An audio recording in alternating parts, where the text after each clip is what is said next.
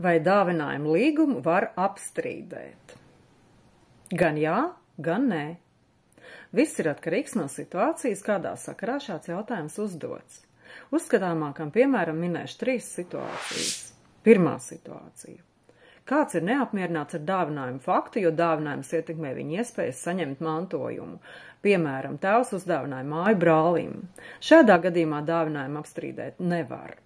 Māja paliks brālim.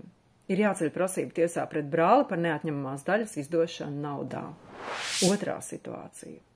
Lai izvairītos no parādu piedziņas, parādnieks savu māju uzdāvināja citai personai. Šajā gadījumā dāvinājumu apstrīdēt nevar. Māja paliek tam, kam tā uzdāvināta, bet kreditoram ir jāvērš tiesā ar prasību par piedziņas vēršanu uz māju parāda apmērā. Trešā situācija. Māte māsai uzdāvināja īpašumu, brālim nekas no mantojuma nepalika. Māsa mammu kopu un uzturēja, vai brālis var apstrīdēt dāvinājumu. Ieteiktu pārliecināties zemes grāmatā, vai tas vispār ir dāvinājuma līgums. Visticamāk ir noslēgts uztura līgums. Tas nav dāvinājums. Apstrīdēt nevar, kā arī prasīt māsai izmaksāt neatņemamo daļu naudā arī nav pamata.